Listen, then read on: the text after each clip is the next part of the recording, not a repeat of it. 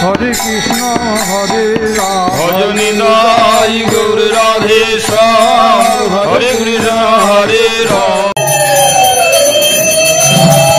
জয় নিতাই। সকল ভক্তগণকে আমার এই ইউটিউব চ্যানেলে সুস্বাগতম। আজ আপনারা এই ইউটিউব চ্যানেলে এই ভিডিওটিতে দর্শন করবেন 64 মহন্ত সহ সপার্ষদ মহাপ্রভুর শুভ মধ্যাহ্নকালীন ভোগারতি। 64 মহন্ত সহ সপার্ষদ মহাপ্রভুর ভোগারাধনা এটি গৌড়ীয়দের একটি খুব অত্যন্ত জনপ্রিয় অনুষ্ঠান, যা বিভিন্ন মঠ ও মন্দির আদিতে উদযাপিত হয়ে থাকে। স্বাভাবিক মতন শুধু যে গৌড়ীয় মন্দিরেই তা নয়, বিভিন্ন স্থানেই শ্রীমন মহাপ্রভুর এই ভোগারাধনার প্রচলন রয়েছে। সেই রকমই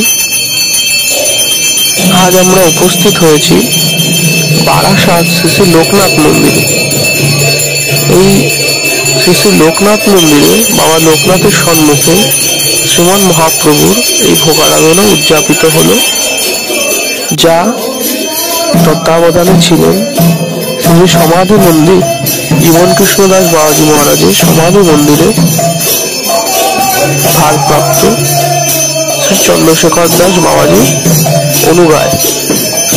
তিনি মহানগর পাটবাড়ি আশ্রম থেকে আমাদের এবং বিভিন্ন স্থানে চন্দ্রকোনা আশ্রম, সেখান থেকে বাবাজিগণকে আহ্বান করে সকল সম্মিলিতভাবে এই ভোগ আরাধনা আমরা উদযাপন করলাম।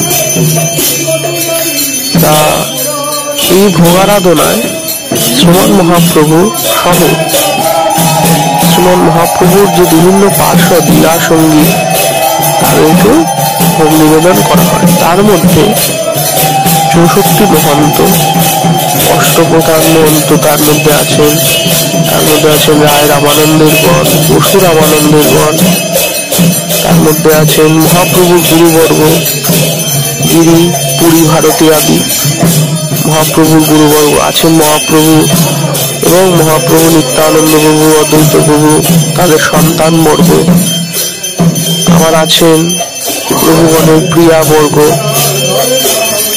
তা এই ভোগারাধনার প্রচলন গৌড়ীয়দের প্রথম শুরু হয় শ্রীরাম বৃন্দাবন হতে, তারপরে বাংলায় এই প্রচলন শুরু হয়।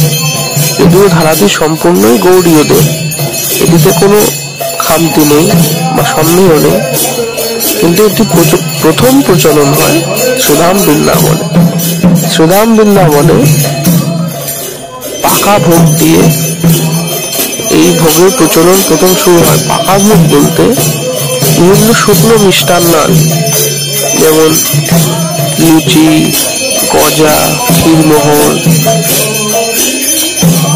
তারপরে অমৃত কেলিকা, লবঙ্গ লতিকা, গজা, এইসব আদি দিয়ে, যেহেতু পাক করা অন্ন বিভিন্ন স্থানে সুচিতার অভাবে নিবেদনযোগ্য নয়, তাই এই পাকা ভোগের আয়োজন।